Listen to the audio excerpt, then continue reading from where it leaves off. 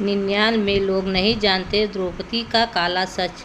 दोस्तों, हिंदुओं के महान ग्रंथ महाभारत में कई ऐसे लोग आज तक अनजान हैं। उन्हीं रहस्यों में से एक रहस्य द्रौपदी और कर्ण का अवैध संबंध है।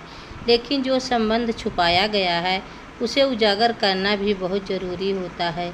मित्रों, द्रौपदी सिर्फ 5 पांडवों की पत्नी नहीं थी, एक और व्यक्ति से प्रेम करती थी। लेकिन इतिहास में इस सच को छुपा दिया गया। कौन था जिसका द्रौपदी से गहरा संबंध था? इस राज से पर्दा उठाने के लिए वीडियो को अंत तक जरूर देखिए। यह घटना उस समय का है जब द्रौपदी अपने 5 पतियों के साथ जंगल में थी। तब एक वृक्ष पर लगे सुंदर जामुन द्रौपदी देखकर ललचा गई और उसने उससे पके हुए जामुन के गुच्छे को तोड़ लिया। जैसे ही द्रौपदी ने जामुन का गुच्छा तोड़ा, कृष्ण ने कहा, यह साधारण जामुन नहीं है, यह एक साधु की 12 वर्षों की तपस्या का फल है। साधु यह जामुन खाकर आज अपना उपवास समाप्त करने वाला था, किंतु तुमने इसे पहले ही तोड़ लिया, जिससे तुम्हें साधु की श्राप का सामना करना पड़ेगा। तुम अपने जीवन का एक सत्य बोलो जिसे तुमने अब तक सबसे छुपाए हो, तो यह जामुन का गुच्छा पुनः वृक्ष पर लौट जाएगा। श्री कृष्ण के ऐसा कहने के बाद पांडवों ने एक एक कर अपने जीवन के सच बोला। युधिष्ठिर बोले, मैं धर्मराज हूँ, लेकिन मैं भी कभी कभी झूठ बोला है। अर्जुन बोले, मैंने कई युद्ध जीते, लेकिन कभी कभी अपने अहंकार के कारण मैं अपने भाइयों से ईर्ष्या करने लगा था। नकुल और सहदेव ने कहा, हमने हमेशा अपने बड़े भाइयों की सेवा की, लेकिन कभी कभी हमने भी ईर्ष्या की है। द्रौपदी की बारी आई तो उसने सिर झुका लिया। उसने धीरे धीरे कहा, हे माधव, मेरे 500 ज्ञान इंद्रियों, लेकिन इतना शिक्षित और समझदार होने के बावजूद मेरे मन में एक ऐसा प्रेम था जिसे मैं हमेशा अपने पतियों से छुपाया।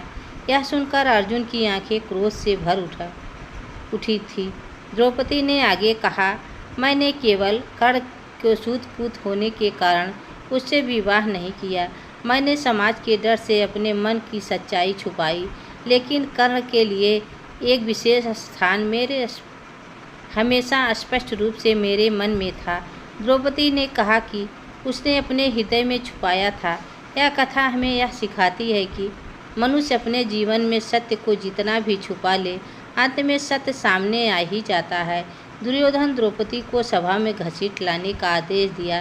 द्रौपदी ने हृदय में प्रतिज्ञा ली कि इसका बदला मैं अवश्य लूँगी, और चीरहरण के इस घटना के बाद द्रौपदी ने पांडवों को प्रेरित किया, कौरवों के खिलाफ युद्ध करें। लेकिन इस अपमान के बीच द्रौपदी के मन में कर्ण के प्रति एक कोमल भाव रहा। वह जानती थी कि कर्ण कौरवों के पक्ष में है और युद्ध में उनका सामना पांडवों से होगा।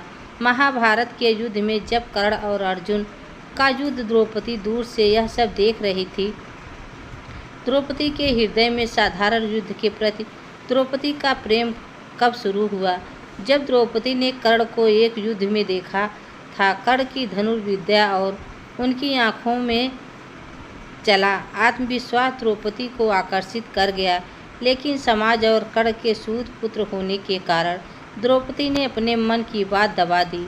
स्वयंवर में जब कर्ण ने धनुष उठाया तो द्रौपदी का मन एक पल के लिए और सामाजिक दबाव के कारण द्रौपदी ने कर्ण को अस्वीकार कर दिया, जो जीवन भर उसके साथ रहा। द्रौपदी और कर्ण का प्रेम एक ऐसी त्रासदी थी जो समाज की और नियति के हाथों अधूरी रह गई। लेकिन यह कथा हमें यह भी सिखाती है कि प्रेम केवल मिलन और समर्पण में भी पूर्ण हो सकता है। दोस्तों, यह वीडियो आप सबको कैसी लगी कमेंट में ज़रूर बताना। चैनल पर नए हो तो लाइक सब्सक्राइब ज़रूर करना। तब तक के लिए राधे राधे, जय श्री कृष्ण, धन्यवाद।